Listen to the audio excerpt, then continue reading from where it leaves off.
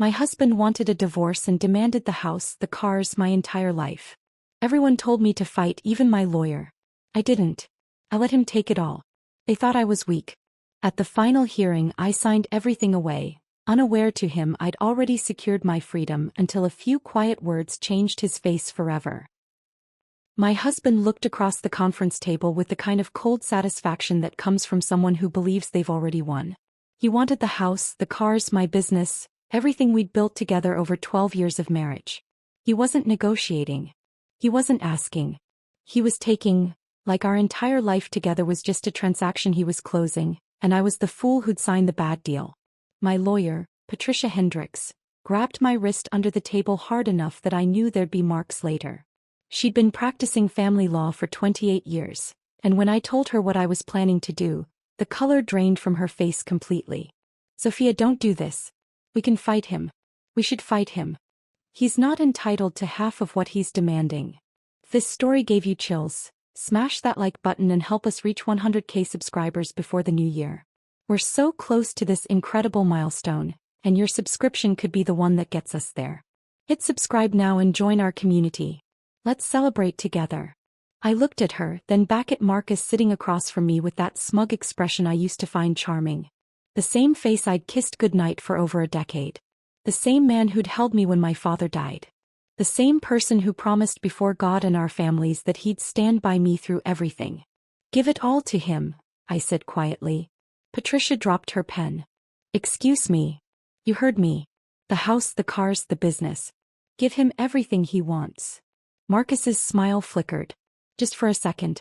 He wasn't expecting that. His lawyer, a slick operator named Gregory Whitman, leaned over and whispered something in his ear. Marcus nodded slowly, like a predator who'd just cornered wounded prey. He thought he'd broken me. He thought I was surrendering. Everyone did. My mother called that night, her voice shaking with tears. Elena Cortez had raised 3 daughters on her own after my father passed from cancer. She'd worked double shifts as a hospital administrator, sacrificed everything so my sisters and I could have futures. Now she was watching her youngest daughter hand over her entire life to a man who didn't deserve a single second of it. Sophia, please. Your father poured everything into Cortez Commercial Interiors. You can't just give it away. You can't. Mom, I need you to trust me. Trust you? Mija, you're not thinking straight. You're hurt. You're angry. Let me call your sisters. Let us help you. I'm not angry, Mom, I said, and I meant it. Not anymore. And I promise you I know exactly what I'm doing. She didn't believe me. I could hear it in her silence. That tremor of fear that her daughter had finally snapped under the weight of betrayal. My older sister Isabella showed up at my apartment the next morning. She's a defense attorney, sharp as broken glass, protective to a fault. She'd never liked Marcus, made that clear from the day I introduced them. But she kept quiet for 12 years because she loved me and respected my choices. She didn't keep quiet that day. You're telling me you're going to let him walk away with everything? The business Dad started? The house we helped you renovate? You're just going to hand it over? Yes. Why? I pulled out a folder, thick, bursting with documents, bank statements, invoices, emails, canceled checks. I slid it across my kitchen table. Because he doesn't know what he's really taking. Isabella opened the folder. He read the first page, then the second. By the 5th page her jaw was set and her hands were trembling. Is this real? Every word. And he has no idea I found it. Not a clue. Not one. She closed the folder and looked at me, really looked at me, for the first time since this nightmare started. Then she smiled. Little sister, you might be the most dangerous woman I've ever met. See, everyone thought I was broken. They thought I'd given up. They saw a woman who walked into divorce proceedings and waved the white flag without throwing a single punch. But they didn't know what I knew. They didn't see what I'd found buried in 4 years of financial records. They didn't understand that sometimes the best way to win isn't to fight harder. It's to step aside and let your enemy walk straight into the trap they built for themselves. So when I walked into that courtroom for the final hearing, I wasn't nervous. I wasn't scared. I wasn't defeated. I was patient. My name is Sophia Cortez. And this is the story of how I lost everything to win it all back. I grew up in Phoenix, Arizona, in a neighborhood where people knew your name and your business. My father, Antonio Cortez, was an interior designer who specialized in commercial spaces, hotels, restaurants, corporate offices. He started Cortez Commercial Interiors in 1985, working out of our converted garage with nothing but a drafting table, a phone line, and a vision that most people thought was insane. By the time I was 10, I was helping him pick fabric swatches and color palettes. By 16, I could read architectural blueprints better than most contractors. I loved the work. Loved transforming cold, empty spaces into environments where people wanted to be. My sisters went different directions. Isabella became a lawyer. Carmen became a pediatrician. But me? I stayed with Dad's company. I loved creating something beautiful with my hands, solving design problems other people walked away from. Dad died of pancreatic cancer when I was 28. Found out in March, gone by August. The doctors said it was aggressive, said there was nothing they could do. I held his hand in hospice while he made me promise to keep the business alive. Don't let it die with me, Mija. You've got the eye. You've got the heart. Promise me. I promised. He left me Cortez Commercial Interiors, 8 employees, a solid reputation in the Southwest, and a legacy I swore I would protect with everything I had. I met Marcus 3 years before Dad passed. He was working as a project manager for a construction firm we were partnering with on a boutique hotel renovation in Scottsdale. He had this confidence that filled a room, made you believe he could solve any problem. He made me laugh when I was drowning in work stress, made me feel like I was more than just my father's daughter. We dated for 18 months, got married at a small vineyard outside Sedona. My mother cried happy tears. Isabella gave a toast that had everyone in stitches. Marcus looked at me during our first dance like I was his entire world. For a while I believed I was. We didn't have children. I'd thrown myself into growing the business and Marcus said he wasn't ready. Let's build our empire first, he'd say. Kids can come later. Those were good years. Hard years but good ones. I worked 50 to 60 hours a week expanding the company. We landed bigger contracts. Luxury condos, high-end restaurants, corporate headquarters. I wasn't getting rich but I was building something that made Dad proud wherever he was. But somewhere around year 8 Marcus changed. It happened slowly like a foundation settling unevenly. You don't notice until cracks start appearing in the walls. He stopped asking about my projects.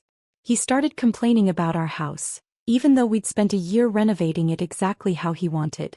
He wanted a bigger place, newer cars, vacations to places we couldn't quite afford yet. Everyone else is moving up, Sophia.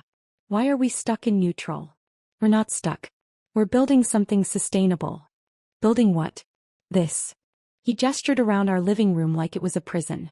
You signed up for this life. You signed up for me. He didn't answer. He just walked to the bedroom and shut the door. I told myself it was stress. I convinced myself that if I just worked harder, landed bigger clients, made more money, things would get better. They didn't. He quit his project management job, said he wanted to focus on our future. But our future seemed to involve him playing golf 4 times a week and spending hours on his phone while I worked 12-hour days. That's when I hired Ethan Caldwell. I needed help with the business financials. The company had grown too complex for me to manage the books alone. A colleague recommended Ethan, said he was brilliant with numbers, trustworthy, professional. Ethan showed up to our first meeting in a tailored suit with a portfolio full of success stories. He talked about optimization and growth strategies and efficiency models. He made me feel like I'd been leaving money on the table my whole career, but he could fix it. So I gave him access to everything, every bank account, every contract, every financial record Cortez Commercial Interiors had ever produced. Looking back, I can see how reckless that was. But I was exhausted. I was trying to save my marriage. I was trying to honor my father's legacy. I didn't have energy left to question a man who came with glowing references. Ethan started coming to the house for dinner meetings. Marcus loved him. They'd talk sports, investments, business philosophy. Marcus laughed more at Ethan's jokes than he'd laughed at anything I'd said in months. The signs were everywhere but I was blind. My mother tried to warn me. Elena Cortez doesn't speak without purpose, so when she pulled me aside after Sunday dinner one evening, I should have listened. Something's not right, Mija. The way Marcus looks at you now, it's like you're a stranger. And that accountant of yours. Mom, please. Not this. I'm trying to protect you. From what? Marcus and I are going through a rough patch. We'll work it out. I was so wrong. It was a Wednesday in April when my world shattered. I had a client meeting scheduled at a resort in Paradise Valley, but the client's assistant called that morning. Family emergency, need to reschedule. I decided to go home early, maybe surprise Marcus with lunch from his favorite Italian place. I pulled into our driveway around noon. His car was there. The house was quiet. Marcus? You home? No answer. I set the takeout on the kitchen counter, walked through the living room. Nothing. I figured maybe he was napping, he'd been complaining about insomnia. I headed upstairs. The bedroom door was closed. I could hear something on the other side, voices, movement, muffled laughter. My heart started racing before my brain understood why. I pushed open that door. And there they were. Marcus and Ethan Caldwell. In our bed. In our house. In the room where I'd cried myself to sleep more nights than I could count. Time stopped. I couldn't breathe. I just stood there, frozen, staring at the two people I'd trusted most in the world, tangled together like I didn't exist. Sophia, wait. Let me explain. Explain what, Marcus? Explain how long you've been sleeping with our accountant. Ethan was scrambling for his clothes, wouldn't meet my eyes. How long? I asked again. Marcus pulled the sheet around himself. About 2 years. 2 years. 24 months of lies. Of anniversary dinners and birthday celebrations and promises while he was destroying everything behind my back. Get out of my house. Sophia, let's talk about this rationally, Ethan said, moving toward the door. Business is business. I stepped in front of him. I'm 5'4", but in that moment I felt 10 feet tall. Business? You've eaten at my table. You've given me advice on my father's company. You looked me in the eye every week and lied to my face. I think you're overreacting. I grabbed my phone. Get out now or I'm calling the police and reporting you for trespassing. Your choice. He left. Didn't even glance at Marcus. Marcus started crying. Real tears or performance, I couldn't tell anymore. Sophia, please. I was lonely.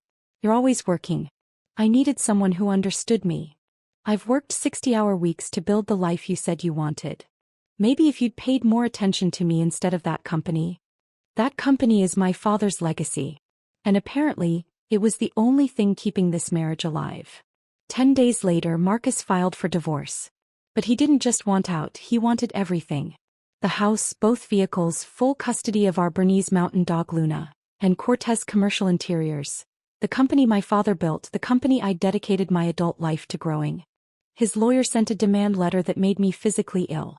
Marcus claimed he'd been an unpaid partner in building the business, deserved compensation for years of emotional support and domestic sacrifice. Patricia called me the same day. Sophia, this is robbery. He's not entitled to the business. We can destroy this claim. Not yet, Patricia. There's something I need to verify first. That night I drove to the office. I pulled every financial record from the last 4 years. Bank statements, invoices, vendor contracts, email correspondence, check ledgers. I spread them across my father's old desk and started reading. By midnight I'd found the first fabricated invoice. By 3 a.m. I'd found 19 more. By sunrise I'd uncovered nearly $580,000 in fraudulent transactions, shell companies, fake vendors, payments for materials and services that never existed. And on more than half of those authorization forms, right there in digital signature, was my husband's approval. Marcus wasn't just cheating on me. He was systematically robbing me blind. And he thought he was going to walk away with everything. I sat in my sister Isabella's home office the next morning, the evidence folder between us. 4 years of theft. More than $500,000. Fake invoices, phantom vendors, forged contracts, and Marcus's digital fingerprints on nearly everything. My first instinct was to confront him, throw these documents in his face, call the police, watch him arrested in handcuffs. But then I stopped myself. Marcus was calculating. If I tipped my hand now, he'd find a way to cover his tracks, destroy evidence, blame Ethan. He'd twist the narrative until he looked like the victim. I needed a different approach. Isabella, I need you to help me find a forensic accountant. Someone who can document this properly. Someone who can build a case that will stand up in federal court. Federal court? Sophia, what are you planning? Marcus wants Cortez Commercial Interiors. He's demanding it in the divorce. If I fight him, he'll dig in, hide evidence, drag this out for years. But if I give it to him willingly... Isabella's eyes widened. He inherits legal responsibility for every transaction the company made. Exactly. That's either brilliant or insane. Probably both. Can you help me? She finished her coffee and set the mug down firmly. I know someone. Works with the U.S. Attorney's Office on Financial Crimes. Let me make some calls. 4 days later, I was sitting in a glass conference room with a forensic accountant named Victoria Brennan. She was a woman in her early 50s with sharp eyes and a reputation for taking down white-collar criminals. I handed her everything. Every statement, every invoice, every email trail. She spent 3 weeks analyzing it all, building timelines, tracing money flows, documenting the systematic theft. When she finished, she called me back to her office. Ms. Cortez, you have an exceptionally strong case here. This isn't amateur hour. This is organized embezzlement. Your husband and your accountant have been running a coordinated scheme for at least 48 months. What are my options? Civil suit would take years and cost a fortune. Given the scope and the interstate wire transfers involved, I'd recommend the federal route. The FBI's Economic Crimes Unit handles cases like this. Wire fraud alone carries up to 20 years. And if my husband takes ownership of the company before charges are filed? Victoria smiled. Then he assumes full legal liability for everything that company has done. Every fraudulent transaction, every fake vendor payment, every dollar that disappeared, it all becomes his responsibility. I shook her hand and walked out of that office feeling something I hadn't felt in months. Hope. The next several weeks were the hardest of my life. I had to pretend. Had to sit across from Marcus in mediation sessions and act defeated. Watch him smirk while Gregory Whitman listed demand after demand. Patricia thought I was having a breakdown. Sophia, I'm begging you. Let me fight this. We have grounds to contest everything. No. We agree to his terms. The house. Give it to him. The vehicles? Give them to him. The business your father built with his own hands? All of it, Patricia. Every last piece. She threw her legal pad on the table. I've been doing this for 28 years. I've never seen a client so determined to self-destruct. I'm not self-destructing. I'm setting a trap. She stared at me for a long moment. What do you know that I don't? Nothing you need to worry about yet. When the time comes, everything will make sense. My mother was harder to convince. She showed up at my apartment one evening with homemade tamales and tears streaming down her face. Mija, please. That company is all we have left of your father. I took her hands in mine. Mom, do you trust me? Of course I do. Then believe me when I tell you Dad would understand. Sometimes you have to lose the battle to win the war. And I promise you when this is over you'll understand why. She hugged me and held on like she was afraid to let go. The day of the final hearing arrived on a gray Tuesday morning in November. I woke at 5 a.m., old habits. I showered, dressed in a simple navy pantsuit my father had loved, and looked at myself in the mirror. I looked tired. Older than 36. But underneath the exhaustion there was something else. Something calm, something steady. Today was the day. I drove to the courthouse alone. Isabella offered to come but I told her to stay on standby. Mom wanted to be there but I asked her to wait by the phone. This was something I needed to do myself. The courtroom was smaller than I expected. Wood paneling, fluorescent lights, an Arizona state flag hanging limply in the corner. It smelled like old paper and burnt coffee. Marcus was already there, sitting at the plaintiff's table with Gregory Whitman. He wore an expensive suit I'd probably paid for and that same cold smile. I nodded at him and took my seat next to Patricia. Last chance, Sophia. I can still object. No, Patricia. We stick to the plan. What plan? You're giving him everything. Trust me. The judge entered. A stern woman named Judge Marianne Holbrook with silver hair and sharp eyes. She'd seen 1,000 divorces. Ours was just another file. She reviewed the settlement terms aloud. The residential property at 2847 Desert Vista Drive transferred to Marcus Holloway. The 2022 Audi Q7 and 2023 Tesla Model S transferred to Marcus Holloway. Full ownership of Cortez Commercial Interiors, including all assets, contracts, equipment, intellectual property and financial accounts, along with all associated liabilities, transferred to Marcus Holloway. All assets and liabilities. Those words hung in the air like smoke. Miss Cortez, Do you understand and accept these terms? I do, Your Honor. And you're entering into this agreement voluntarily without coercion? Yes, Your Honor. Patricia shifted beside me. I could feel her frustration radiating like heat. The judge slid documents across her bench. Very well. Please sign where indicated. I stood, walked to the bench, picked up the pen. Marcus watched me with barely concealed triumph. He thought he'd won. Thought he'd broken me so completely I didn't have strength left to fight. I signed my name on every page. Steady hand. Clear signature. No hesitation. When I finished, I turned and looked at Marcus one last time. He was already whispering to Gregory, probably planning how to liquidate my father's company for maximum profit. I returned to my seat. Judge Holbrook was about to close the proceedings when the courtroom doors opened. 3 people walked in. 2 men in dark suits with federal badges visible on their belts. 1 woman carrying a manila envelope, Victoria Brennan. The entire room went silent. The first agent walked directly to Gregory Whitman and handed him the envelope. I watched Gregory's face change, the confidence draining like water from a cracked vessel. His skin went pale. His hands trembled as he read. What is it? Marcus demanded. What's wrong?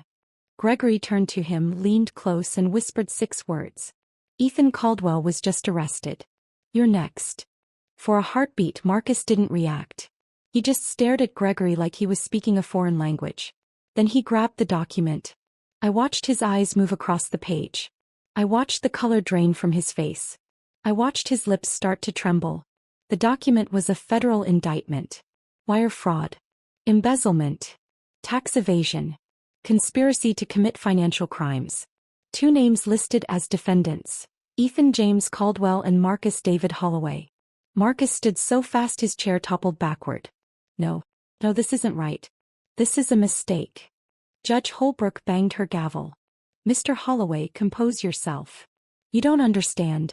This was all Ethan. I just signed what he told me to sign. The female agent stepped forward. Mr. Holloway, you have the right to remain silent. Anything you say can and will be used against you in a court of law. Marcus spun toward me, his perfect composure shattered. His voice came out as a scream. You did this. You set me up. You knew. I didn't say a word.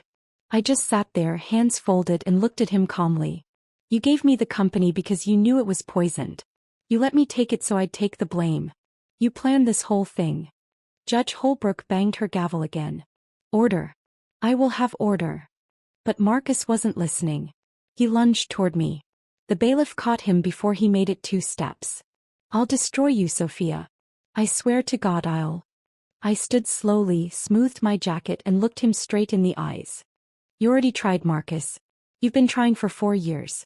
But here's the thing about building a life on lies. Eventually the foundation cracks and everything comes crashing down. The bailiff escorted him out. He was still screaming my name when the doors closed. Patricia sat beside me in stunned silence. Finally she spoke. You knew this whole time. I knew. Why didn't you tell me? Because I needed it to be real, Patricia. I needed him to believe he'd won. I needed him to take ownership of that company with his own signature on every document. Because the moment he did, he became legally responsible for every crime committed under its name. Patricia let out a breath and shook her head. In 28 years of practicing law, I have never seen anything like that. I picked up my bag and walked out of that courtroom. The Arizona sun was shining outside. First time in months I'd really noticed. 8 months have passed since that day. Ethan Caldwell pleaded guilty to 14 counts of wire fraud and embezzlement. He's currently serving 32 months in federal prison. His CPA license was permanently revoked. The man who sat at my dinner table while stealing from my family will spend the next 2.5 years staring at concrete walls. Marcus's case took longer. He hired 4 different lawyers trying to fight the charges. He claimed manipulation, coercion, ignorance. None of it worked. The forensic evidence was overwhelming. His digital signatures were on the authorizations. His email account was linked to the shell companies. His involvement was undeniable. In the end, he took a plea deal. 4 years probation, 300 hours community service, full restitution of stolen funds, which meant liquidating everything he'd fought so hard to take from me. The house went into foreclosure when he couldn't make payments. The cars were repossessed. Cortez Commercial Interiors was dissolved by court order. Its contracts cancelled. Its equipment sold at auction. He lost everything. Not because I took it from him, but because he took it from himself. I won't lie, there was satisfaction in watching it collapse. After everything he did, every lie and betrayal, part of me wanted to see him suffer. But that feeling faded faster than I expected. Revenge is like drinking poison and waiting for the other person to die. It doesn't heal anything. It just keeps you chained to the person who hurt you. If I let it go, I started over with nothing but my talent, my reputation, and my father's training. I filed paperwork for a new company, Cortez Design Studio. Smaller, simpler, cleaner. Built from the ground up with no partners I didn't trust, no secrets hiding in the books. My old team came back. Every single one of them. My lead designer, Rachel Kim, showed up on my first day in the new office with champagne and a handshake. Heard you're hiring, boss. Pay will be lower for a while until we rebuild. Don't care.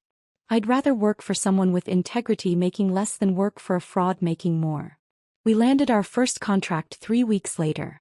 A boutique hotel owner in Tucson who'd heard the truth. Not the gossip, but what really happened. Sophia, I've been in hospitality for 30 years. I've seen people go through what you went through and come out bitter or broken. You came out standing.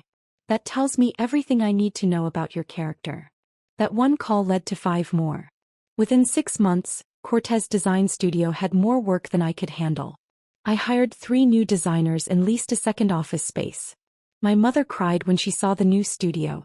She stood in the doorway with her hand over her heart, looking at the sign I'd hung above the entrance. Your father would be so proud, Mija. I hope so, Mom. I know so. You did what he always taught you. You stayed honest, you stayed patient, and you let the truth do the work. Isabella comes by every Sunday now. We sit on Mom's patio, drink wine, and watch the desert sunset. Sometimes we talk, sometimes we don't. Either way, it feels like home. Looking back, I learned something profound through all this. Strength isn't about fighting every battle. It's about knowing which battles to fight, and which ones to let go. It's about trusting that the truth will surface, even when lies seem to be winning. It's about protecting your peace, your integrity, and the people who matter most. My husband wanted everything. I gave it to him. Every lie. Every stolen dollar. Every consequence he'd earned. He thought he was taking my future. But all he took was his own.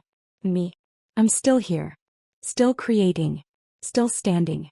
Because some things can't be stolen. Character, integrity, the love of your family, the respect of good people. Those things have to be earned. And once you earn them, no one can take them away. If you're going through something hard right now, if someone has betrayed you, broken your trust, made you feel like you've lost everything, I want you to hear this. You haven't lost. Not yet. Not ever. As long as you stay true to who you are, as long as you keep moving forward with honesty and patience, you will find your way through. The storm doesn't last forever. But the person you become while weathering it stays with you for the rest of your life. My name is Sofia Cortez. And that's my story. If this story of strategic justice had you on the edge of your seat, hit that like button right now. My favorite part was when Sophia signed everything away, knowing exactly what trap she'd set. What was your favorite moment? Drop it in the comments below. Don't miss more thrilling stories like this. Subscribe and hit that notification bell so you never miss an upload. You never miss an upload. You never miss an upload.